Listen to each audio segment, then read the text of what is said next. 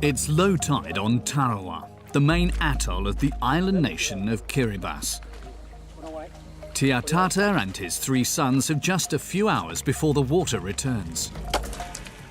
There are no stones on the beach anymore. That's why we have to go far out. We need to get coral because the sea is flooding our house.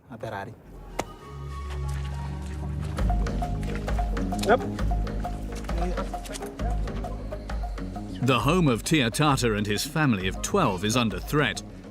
10 years ago, they started building a wall made of coral.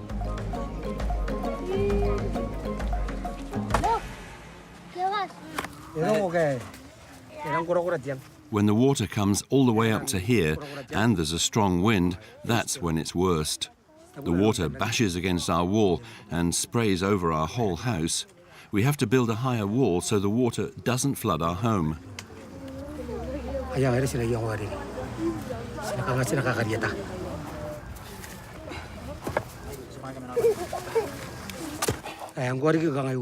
In the past, our wall kept breaking because it was only this high.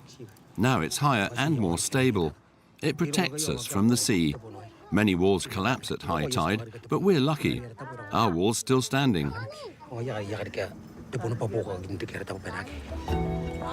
In just 30 years, Tiatata's wall could cease to offer any protection from the sea.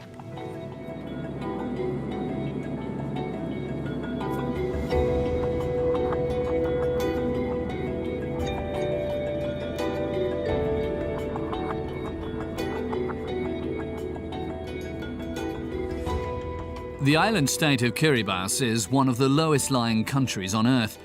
The narrow, unprotected atolls in the South Pacific are on average only 2 meters above sea level.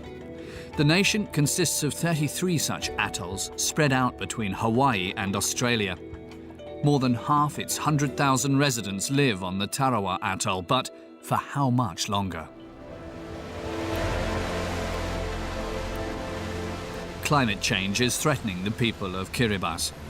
Sea levels are rising, storm surges and severe tropical storms are flooding the sparsely populated country with increasing frequency.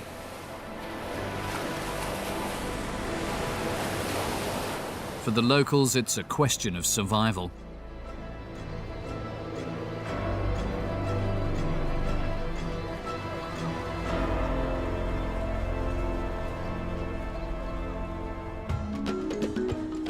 Climate change has national priority for the government of Kiribati. Choi Yeating has been the official climate commissioner since 2010. He's alarmed by the changes caused by climate change.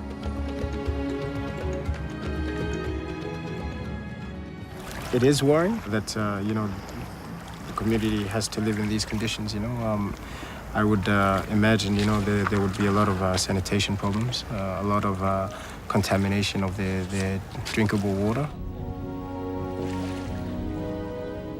Right now, we don't really have a king tide, or a rising sea, level during this period. But imagine when it does come, and that little seawall there is fully, submerged by water.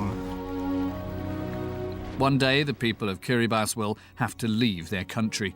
The government has already purchased land on Fiji to provide them with refuge.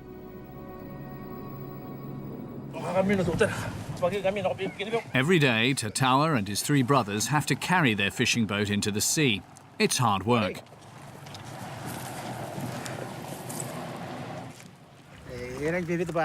As you can see, this area's flooded. All this from here to all the way back there used to be beach. Now the beach is gone and the rocks are washed up. That's why we have to move our boat every day. Otherwise, it would get smashed.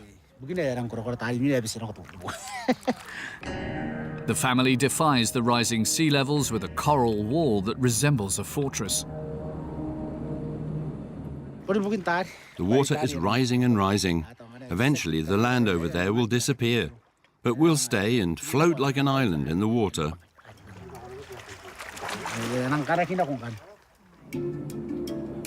Tatawa and his family have become a symbol of Kiribati's fight for survival. His mother, Moangtaya, and her granddaughter Anna often reminisce about the times before they were affected by climate change.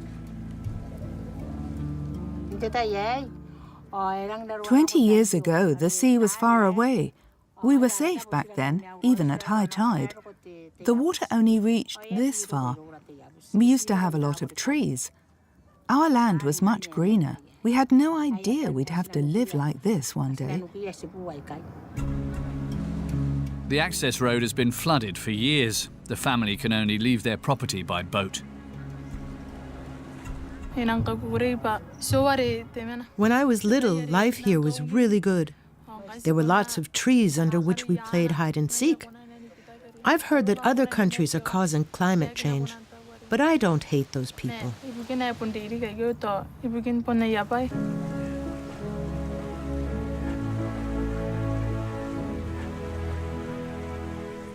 I see it differently. The Western countries are doing many things to cause climate change. They're to blame. All I can do is ask them to stop.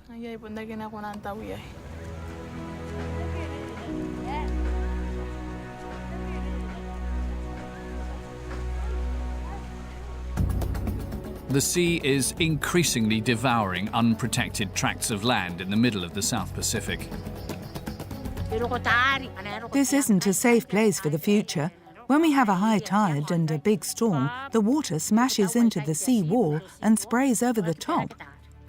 During storm surges, which occur once a month these days, the people of Kiribati are completely defenseless against the forces of nature.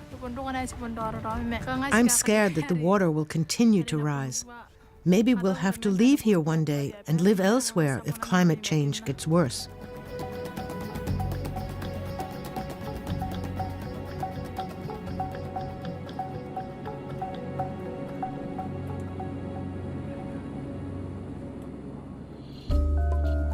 A mangrove forest in the south of Tarawa. Their knots of thin, strong roots make these tropical trees the perfect protection against soil erosion. With a group of young people, climate activist Vasiti Tebamare wants to plant mangroves on the beach at Ambo during low tide. We'll plant 15 rows.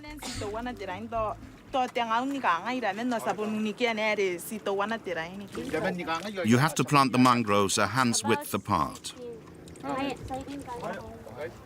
Vasiti has been organising a growing number of such volunteer planting events.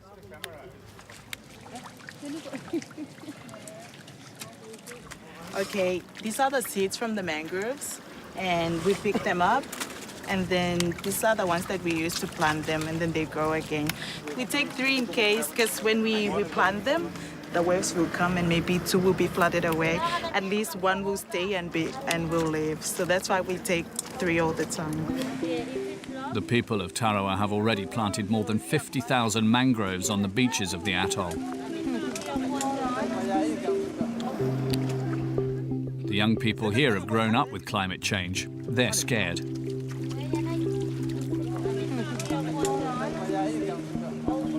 Sea level rising is very important impact to our island. And I just don't want to see my island get drowned under the sea. Yes, in my village where I live, most of the houses are destroyed by the sea level. The future prospects for Kiribati's young people are dire, but none of them want to leave their home.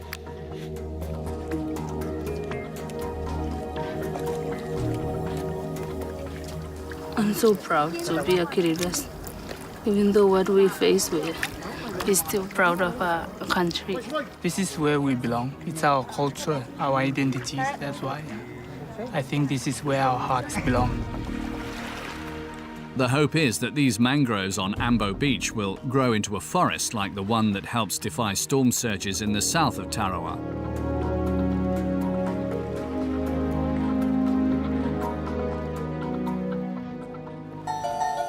Protecting the coastline has become a national priority for the people of Kiribati. But there's no coherent plan, and the government lacks the funds for long-term infrastructure measures.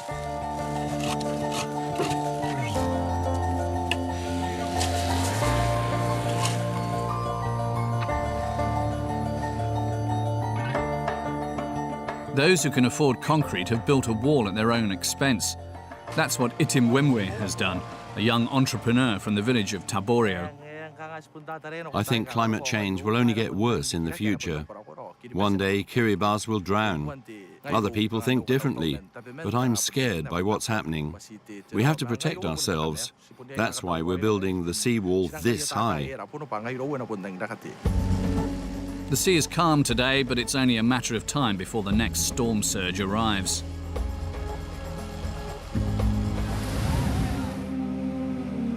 Tarawa is home to around 60,000 people, more than half the country's entire population.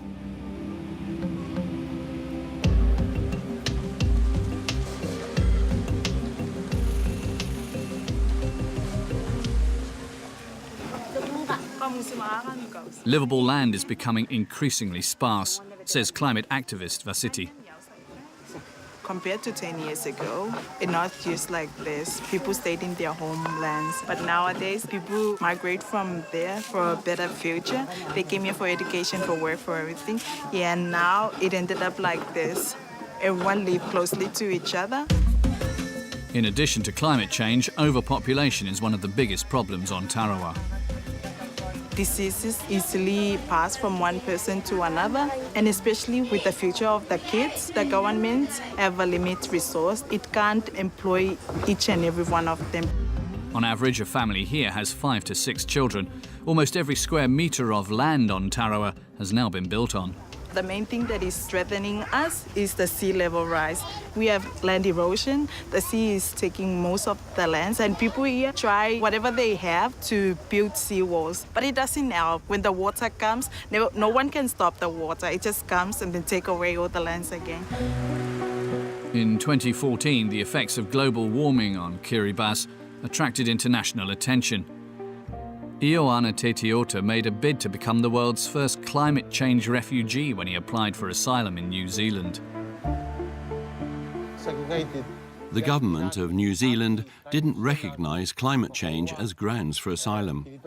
They didn't think that the people of Kiribati were threatened by nature and forced to flee as a result. Ioana and his family were deported from New Zealand a year later, even though the situation in their home country has been getting progressively worse. It was a shock for the family.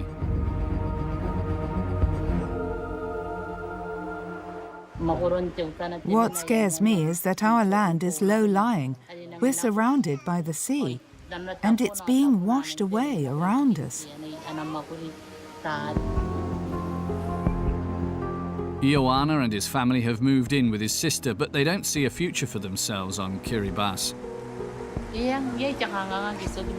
My biggest worry is my children. I want them to be safe. We don't want to wait until the end. Many people criticise me for trying to be a climate change refugee, saying I'm talking my country down. But I want to leave again. It doesn't matter where we live. Our culture will survive with us.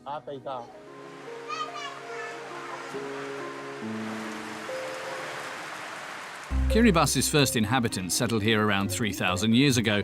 The majority came from Southeast Asia and Polynesia. The locals are a proud people who are attached to their traditions.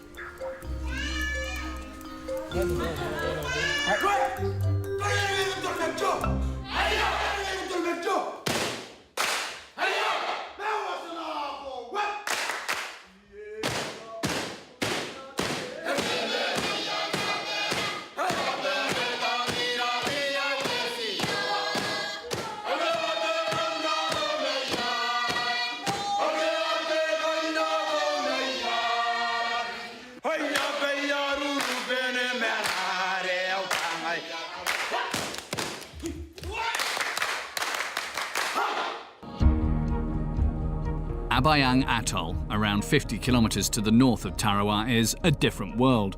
It's only sparsely populated.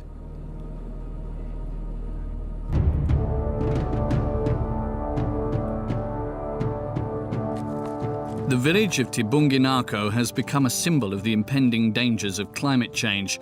Over the past 20 years, rising sea levels have destroyed Kabawa John's home.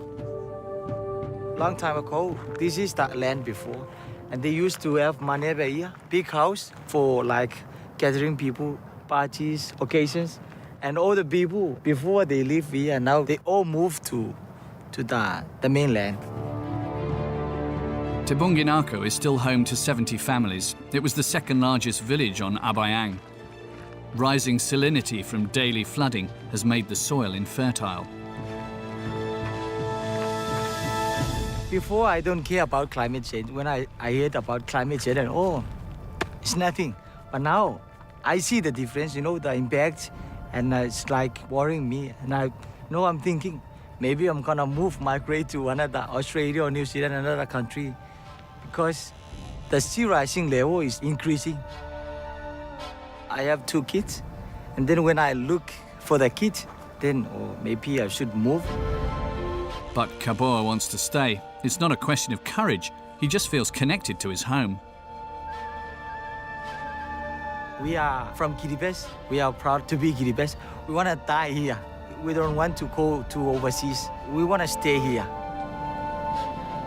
When we move, our culture will be disappear.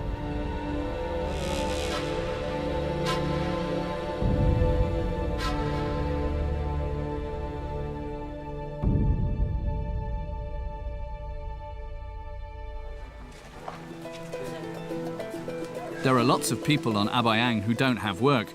Kaboa is here on behalf of the government. His job is to show people how to make palm sugar.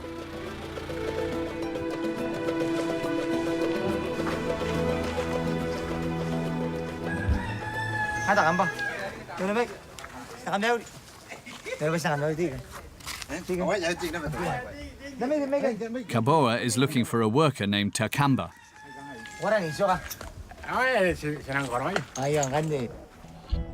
Palm sugar is obtained from the sap, known locally as toddy, of the palm blossom. Takamba has to climb to the top of a 20-metre coconut palm to collect it.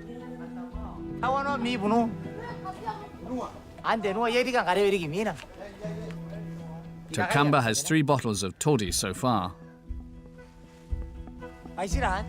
That's enough for now. Kaboa learned how to make palm sugar in Thailand. The government of Kiribati financed his training. The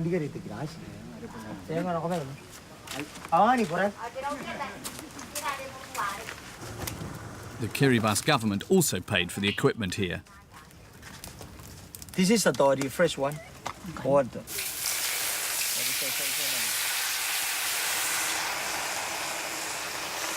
Up until now, locals have only used the fresh palm syrup for drinks. No, we're going to boil the fresh water, the fresh toddy. So, we want to evaporate those, the water in the toddy, so that we can crystallize the toddy, become sugar, the solid parts.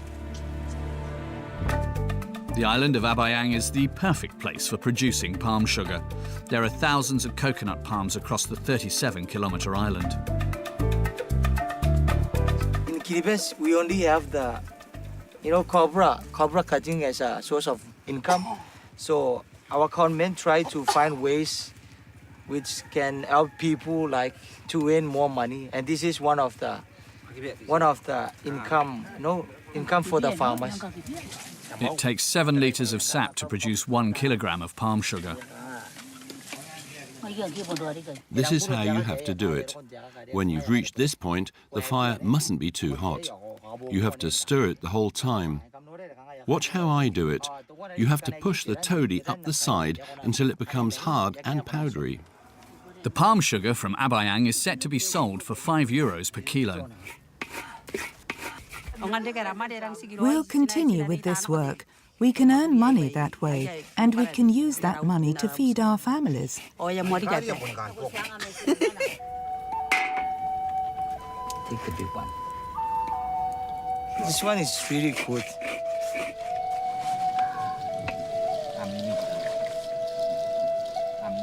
The government has plans to export the palm sugar from Abayang around the world. Kaboa secured important contacts at the World's Fair in Milan in 2015.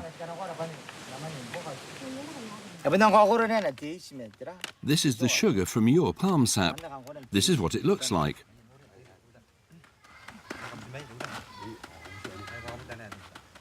Do you want to try it?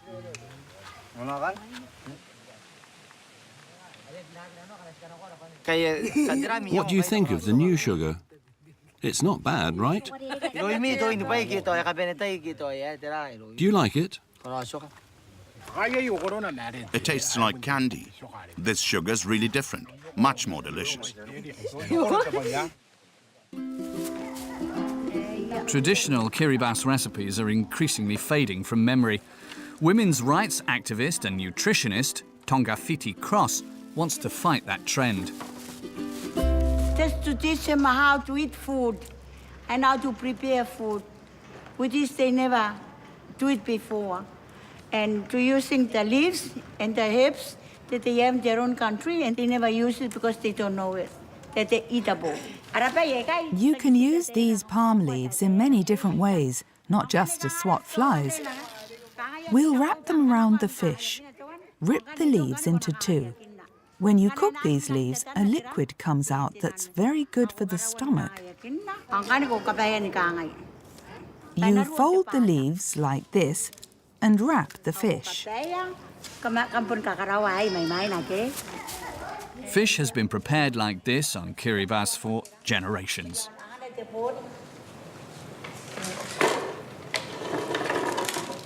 They usually eat right food before, but when the imported food comes, and that's where things has gone wrong. Because in Tarawa, the hospital is full of people, the sick people, and we try to cut down there the people who sick, you know, and receive the right food, so cut down the lack of vitamins in their food, and not they can't prevent any disease. You can eat every part of the squash, the flower, the stem, the skin, the seeds. When you cut the squash, make sure you don't cut the slices too thickly. Why do we want a lot of herbs in our soup? All these herbs have medicinal properties. Your bodies take in these herbs and you get healthier. You're not just making a meal, you're also making medicine.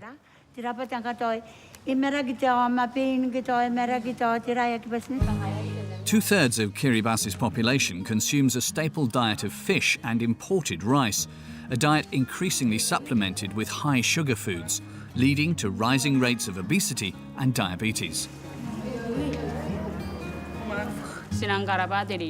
I thank Tongafiti for this cooking class. I know more about cooking now. I have a young daughter at home. I'll cook with a lot of herbs and vegetables now so that she grows up healthy. Up until now, we've only used these herbs for our costumes. We didn't know you could cook them.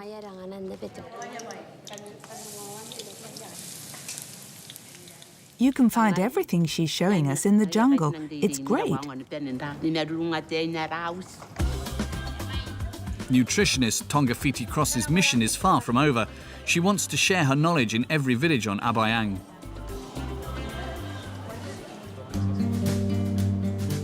Traditional community centres on Kiribati are called manyeba. The structures provide shade and protection against strong winds and rain. Abayang is home to one of the largest manyebas in the region. The environmental protection organisation Kirikan has invited representatives from several villages. Together, they're seeking ways to ensure potable water supplies. So it is so important that we know that water is fresh, water is clean, and water is good for everyone so that we can all live longer as happy Kiribati people. Climate activist Vasiti is also working to combat the salinisation of drinking water.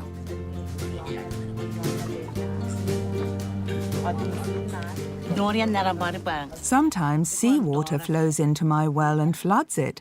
All the dirt gets in and we have no water to drink. Our groundwater used to be fresh and clean. We could drink it. Today it's salty and unpalatable. The wells near the sea are flooded quite regularly and become spoiled by the salt. If we were to wash with that water, it'd feel like washing in seawater. The salinity of water supplies isn't the only problem. Supplying clean drinking water is another challenge. Village representatives present their solutions. We opted for this solar pump. To make it work, we need equipment such as pipes to pump the well water to the houses. We thought about what would be the best solution for everyone. That's why we chose a desalination plant.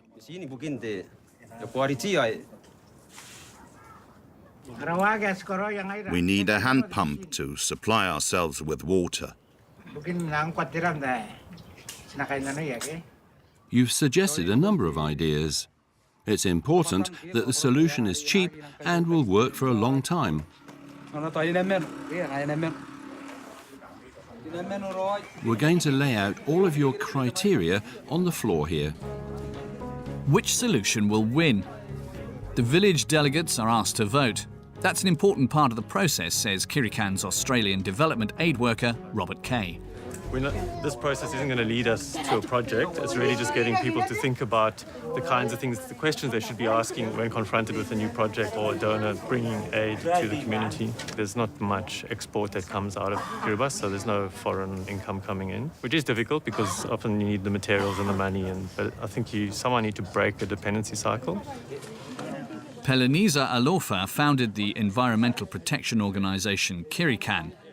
Her goal is to support the people in Kiribati in their battle against climate change. In Kiribati, most of the time the priority need for our people is water. And that's why we got water into these communities. The water is their priority. We brought water tanks to collect or to harvest the rain. Over the next few months, every extended family will be supplied with their own water tank and solar panels to generate electricity, part of a program funded by international aid. People will be forced to leave if we do not step in right now, today, to help them to adapt, to stay. That's what adaptation is all about, for people to remain in their own homes, in their own, continue with their life and their culture. I wouldn't imagine my people living to another country that is not theirs, because we have a very deep connection with our land. But moving away to somewhere where you do not belong to you, you will always become a second-class person. In your heart, you know that you don't belong there.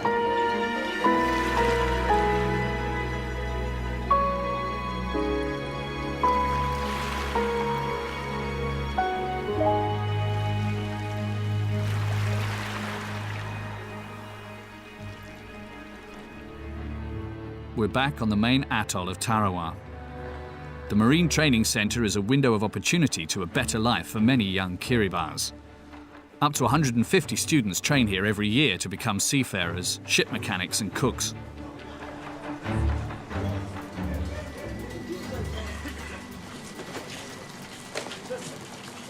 Morning, right? Morning, sir!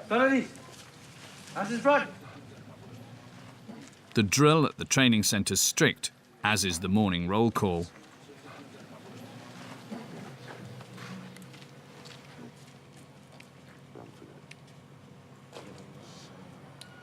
(96:11) and 97:24.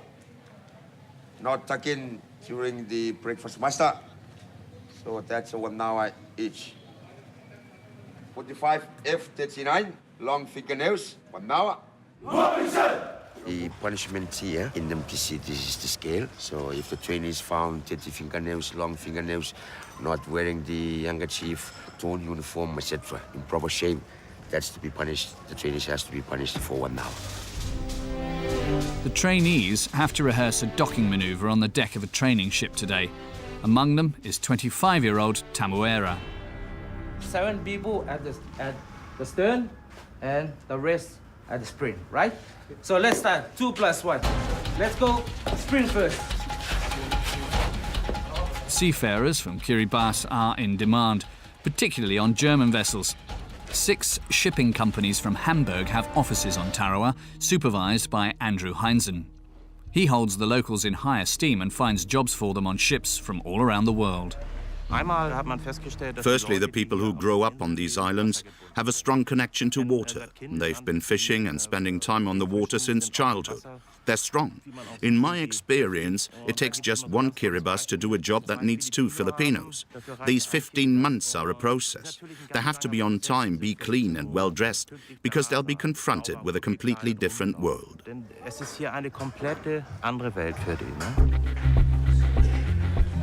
The trainees have to work hard for their dream all week long. The demands are great. Tamuera only sees his wife and 1-year-old daughter at the weekends. He currently shares a dorm room with 19 other sailors.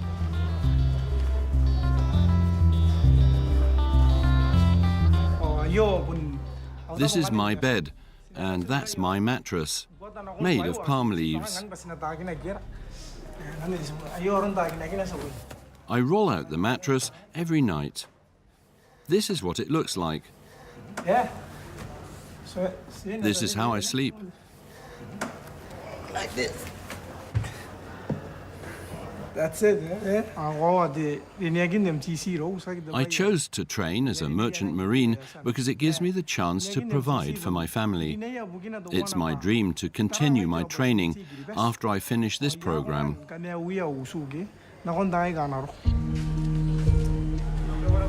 The training centre has a good reputation on Kiribati, but even this modern complex faces increasing bouts of flooding. As you can see, the entrance to the basin has become blocked by sand. It built up here overnight because a small section of the seawall has broken. The water was a bit higher than usual, and lacking or insufficient maintenance caused it to break. The current deposited the sand here.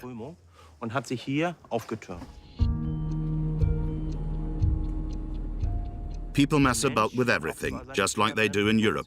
Driving along this causeway, you can see that the water exchange is restricted to just a small aperture. All the water from the lagoon has to squeeze through it. Human interference with nature, with disastrous consequences, not least because it's changed ocean currents. The causeway is a costly, never-ending construction site.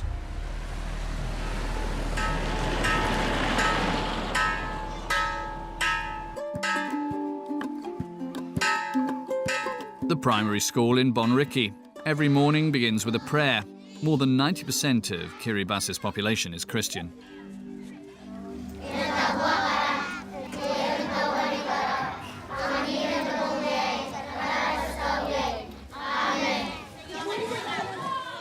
School is compulsory for children between the ages of 6 and 14. Good morning, boys and girls. Good morning, teacher. Our topic today is based on climate change. Okay, let's hear from the stand up. What is the meaning of this word, climate change? The change in weather patterns over a long period of time. How is climate okay? How it is happen? How it is okay? Climate change okay from global warming.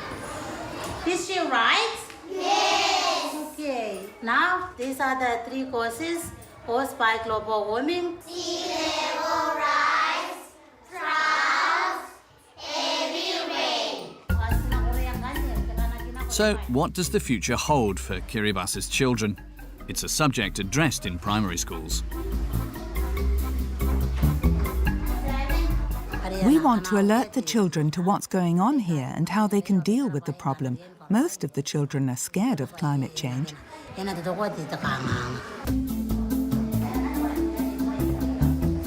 The children's fears differ from those of their teacher, but they're all very concrete. She's scared of the future too. We can emigrate to another country or confront the problem and live with it. I always tell my students that we have to find ways of preventing soil erosion. We have to build sea walls and plant mangroves. We mustn't cut down our trees anymore.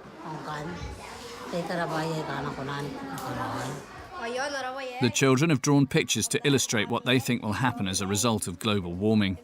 Our beaches will be washed away, this boy says. We're using too much fuel.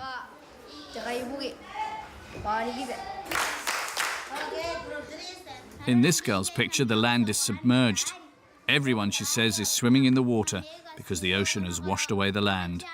If sea levels continue to rise, she says, we'll all die. These children are growing up with a palpable fear of the future. This girl tells us her home was flooded just last week. It happened while she was sleeping. Her mother woke her up and carried her out of the house. This girl says she's very scared about climate change. She believes many people are responsible for it, but as a child, there's nothing she can do about it.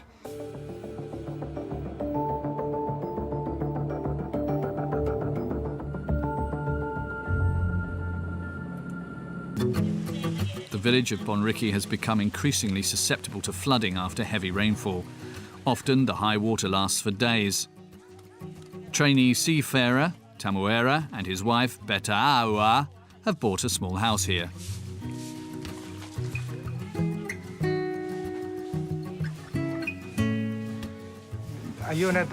We're going to live here in the future. I'm currently living with my wife and my daughter with my parents, but we'll move in soon. Once I've completed my training at the Marine Centre and I'm earning money by working on a ship, I want to start raising my children here.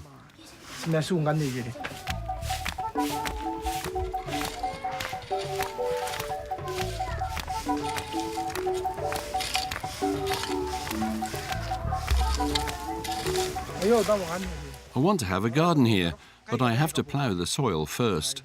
I want to build a fence and plant sweet potatoes and tapioca, maybe lettuce too. As a crew member on a large container ship, Tamuera will be able to earn up to $700 a month. That will place him in Kiribati's middle class. I'm very excited to be moving here. I'm so proud of him. When he gets a job and starts earning money, we'll be able to build something and have a bigger family. If he didn't have a job, we'd have a lot of problems. We wouldn't be able to lead this life. I'm very happy.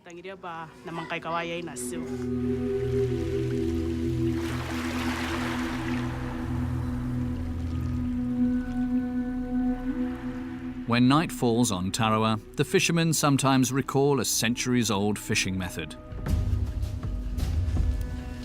Tearaita and Matayo light a 3-meter torch made of palm leaves on the beach of Tomaiku.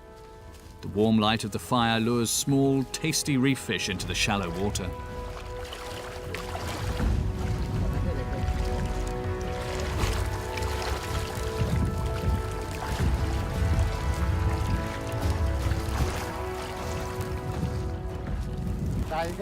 It's not like it used to be when there were fewer people here. Population growth has fueled an increase in fishing because of rising demand.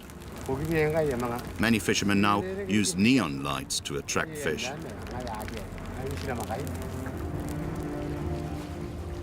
It's rare that Tearaita and Matayo catch any fish with their traditional fishing method these days.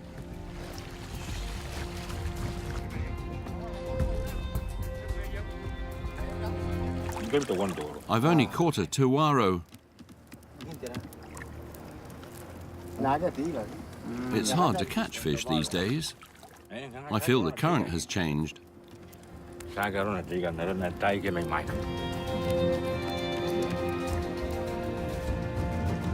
The fishermen wonder whether climate change is to blame for that too.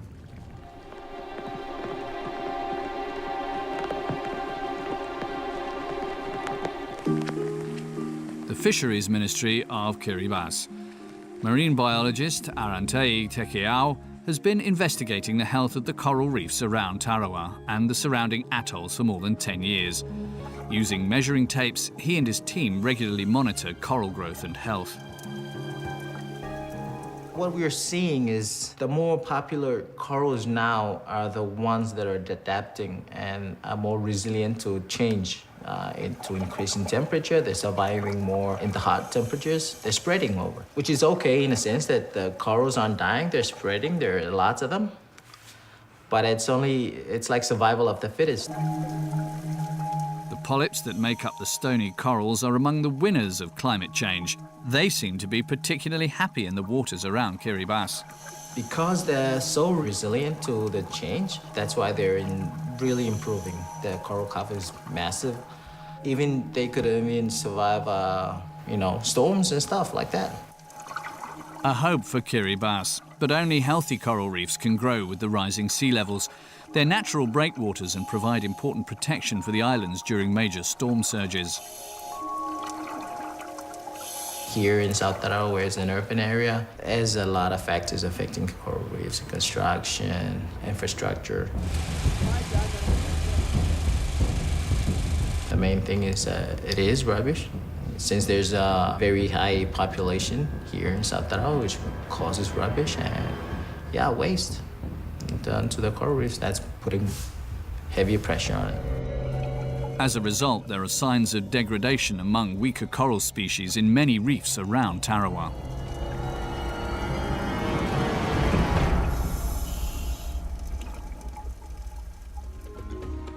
The population is set to double on Tarawa over the next 20 years. Climate coordinator Choi Yeating and the government of Kiribati face a huge challenge. Unless we find a solution now to address this problem, if we were to top up the land here, sand, and, kind of reclaim it, that may be an option. The government has even considered moving its people onto artificial floating islands. Futuristic visions and exorbitantly expensive designs by international architects. It requires a period of constant development, and it's very hard to do with the lack of resources that we have. Science tells us we have a timeline. Something that it's very hard to accept right now. It may be that in just 50 years, Kiribati will no longer exist. It could be the first country to be wiped off the map by climate change. There's still hope. Very small window of hope, I guess, yeah. Pride is something that'll keep you going. Maybe the end, not yet for Kiribati, yeah. There still will be a Kiribati.